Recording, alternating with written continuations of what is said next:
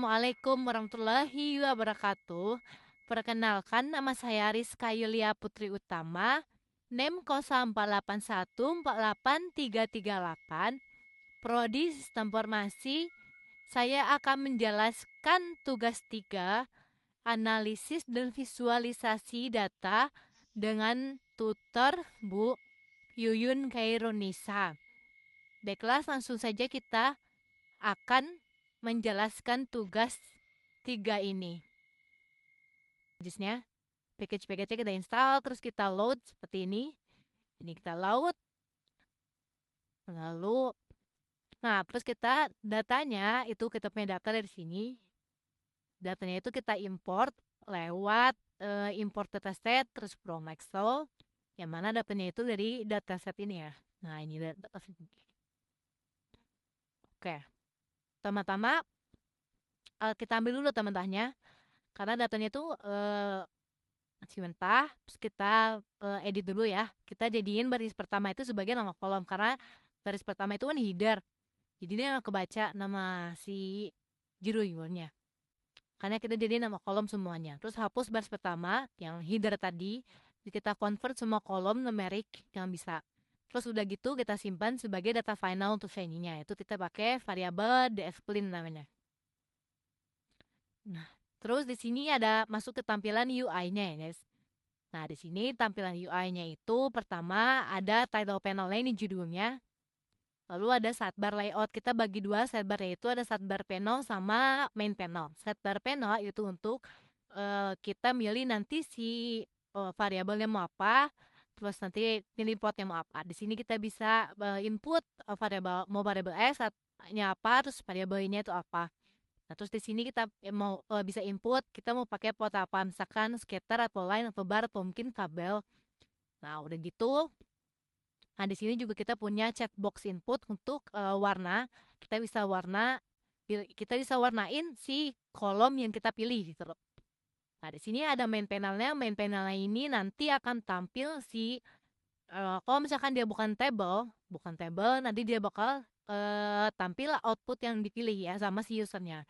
Kalau misalkan dia tabel, maka akan tampil kini tabel outputnya nih. Nah, ini tabel outputnya. Nanti dia akan tampil kalau misalkan dia yang dipilih itu tampil. Lalu kita masuk ke servernya. Nah, di servernya itu fungsi yang punya 3 parameter, ada input, output, sama session. Terus kita pakai reaktif si dspline ini supaya bisa dipakai. Terus di sini ada output untuk color selectornya. Dan bisa milih colornya. Oke, di sini select data, kita pakai reaktif diving tadi. Terus di sini ini untuk outputnya. Nah, di sini pakai gplot untuk bikin plotnya ya. Nah, di sini jika dia si usernya itu pilih color, maka kita pasti warna colornya ya kolomnya.